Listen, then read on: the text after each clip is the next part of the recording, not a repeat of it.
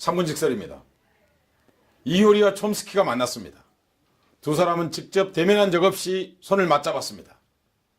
대중예술인의 47,000원과 세계적 실천지성의 47달러가 만난 것입니다. 두 아름다운 손의 이름은 손잡자 프로젝트입니다. 오늘 한국사에서 봄을 만들어내고 있는 건 이 손들입니다. 이들이 황사와 미세먼지를 뚫고 기적을 만들어내고 있습니다. 한국에서는 파업을 하기도 어렵지만 파업을 하려면 목숨과 돈을 내어놓아야 합니다. 가장 큰 힘을 가지고 있는 새 권력인 자본과 행정부, 법원이 이를 오래전부터 합작해왔습니다. 작년 11월 쌍용자동차 해고 노동자들과 금속노조 간부들에게 법원은 47억 원에 이르는 손해배상을 하라고 판결을 내렸습니다.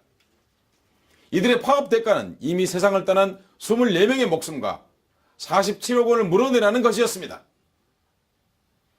손배 가압류라 부르는 이 야만의 항의에 두산중공업 배달호 노조위원장이 몸에 불을 붙인 것은 2003년 1월이었습니다.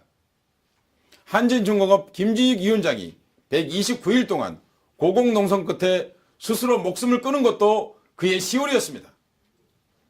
이들은 모두 파업 뒤에 징벌보다 무서운 손해배상 가압류를 견디다 못해 세상을 떠난 것입니다. 김진숙이 다시 권리와 크레인에 올라 싸운 것도 마찬가지였습니다. 여러분 다 알다시피 중세에는 파업이 없었습니다. 봉건체제에 예속된 자들에게 파업이란 도주이거나 봉기였습니다. 근대사회가 중세와 다르다면 세습되던 신분에서 다수대정이 해방된 일입니다. 이들은 일이 있는 곳으로 이동하여 임금노동에 종사할 수 있게 되었습니다. 이 노동자들이 자신들의 노동과 운명을 틀어진 지배자들에게 맞설 수 있는 유일한 무기는 일터에서 일을 하지 않는 권리입니다. 공장 기계를 세우고 철도를 시기하고 망치와 펜을 내려놓았습니다. 이와 같이 사용자에게 손해를 끼친 행위를 통해 자신들의 이익과 권리를 관찰하는 행위를 파업이라고 합니다. 이는 노동하는 자유인의 엄숙한 권리입니다. 어느 나라든 헌법으로 이를 명시적으로 보장하고 있는 것만으로도 잘 알 수 있는 대목입니다. 유명한 노동 3권이 바로 이것입니다.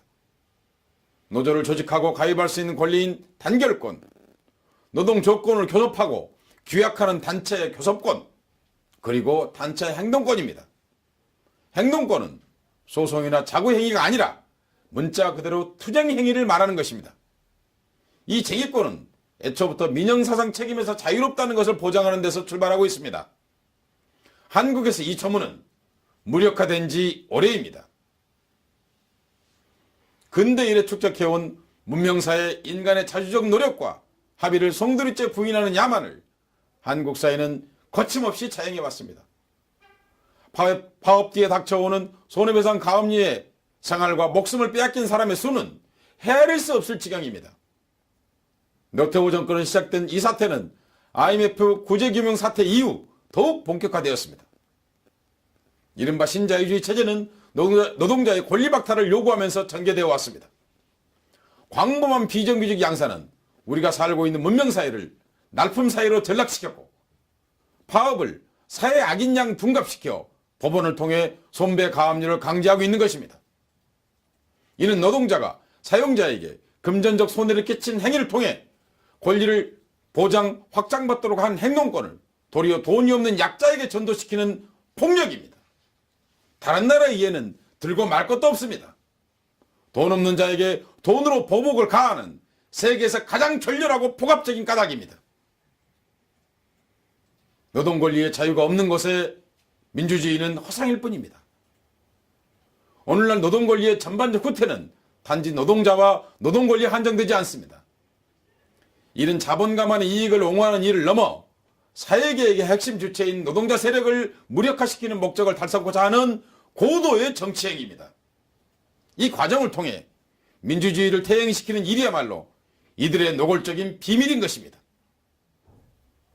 노동상권이 없다고 한다면 오직 일을 해서 먹고 살아야 하는 사람들에게 이 문명사회는 봉건사회와 다를 게 무엇입니까?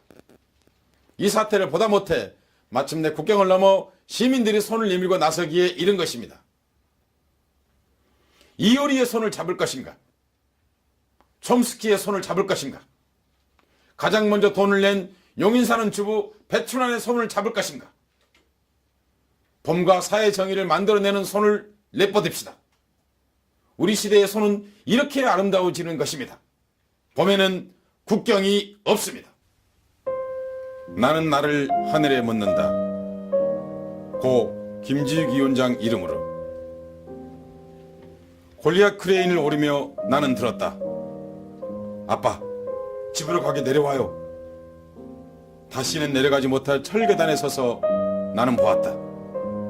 아내가 가난한 옷소매를 새로 적시는 것을. 나는 밤마다 집으로 가기 위해 골리앗 크레인을 날아 내려왔지만 깨어나면 여전히 150cm 비좁은 공간이었다. 아들아, 딸아, 밧줄에 묶여 올라온 편지를 읽으면서 돌아 누울 곳 없어 나는 하늘을 이불로 끌어당겼다. 120아흐레 동안 고공 크레인에 매달려 나는 이미 날마다 죽었고 벌써 날마다 다시 태어났다. 살아, 나는 나를 묻었다.